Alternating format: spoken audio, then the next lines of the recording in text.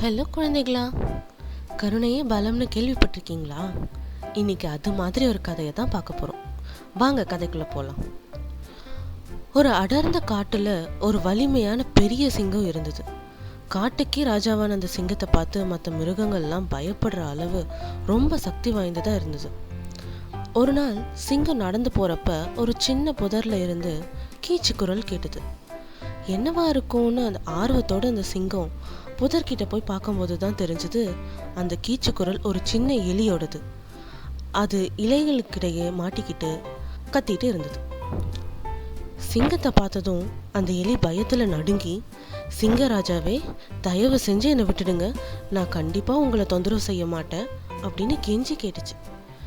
இதை கேட்ட சிங்கம், நீ இவ்வளவு குட்டியா இருக்க, உன்னை காப்பாத்துறதுனால எனக்கு என்ன பலன் இருக்க போகுது அப்படின்னு சிரிச்சுட்டே சொன்னாலும் அதோட மனசுல ஏதோ ஒரு இனம் புரியாத உணர்வு.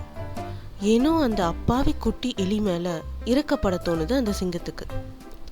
ஒரு பெருமூச்சோட, சரி குட்டி எலி, நான் உன் உயிரை காப்பாத்துறேன், ஆனா ஞாபகம் வச்சுக்கோ, ஒரு நாள் இந்த கடனை திருப்பி தர நான் உன்னை எப்ப வேணா கூப்பிடலாம் அப்படின்னு சிங்கம் சொன்னதும் நிம்மதி அடைஞ்ச எலி வேகமா காட்டுக்குள்ள ஓடி போயிருச்சு. நாட்கள் நகர்ந்தன. சிங்கத்துக்கு இப்படி ஒரு சம்பவம் நடந்ததே மறந்துடுச்சு.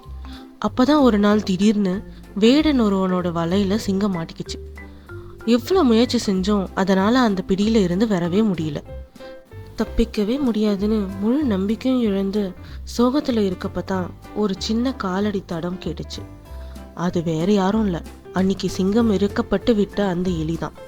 சிங்கத்திடம் வந்த எலி, கவலைப்படாதீங்க, நான் உங்களை காப்பாத்துறேன் அப்படின்னு தீர்க்கமா சொல்லுச்சு.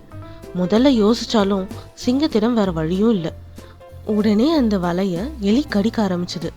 மெதுவா ஆனா உறுதியான நம்பிக்கையோட எலி அந்த கயிறை கடிச்சு கடிச்சு கொஞ்சம் கொஞ்சமா அந்த வலையிலிருந்து சிங்கத்தை வெளியே கொண்டு வந்துடுச்சு.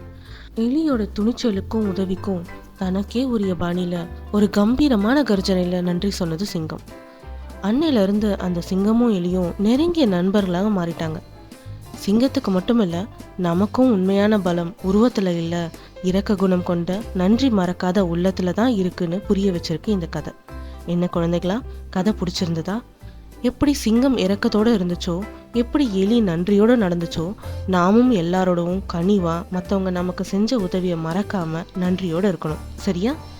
ஓகே, நான் கிளம்புறேன். அடுத்து இன்னொரு கதையில மீட் பண்ணலாம். இந்த வீடியோ உங்களுக்கு பிடிச்சிருந்தா லைக் பண்ணுங்க, ஷேர் பண்ணுங்க, மறக்காம சேனலை சப்ஸ்கிரைப் பண்ணிடுங்க. தேங்க்யூ. பாய் பாய்.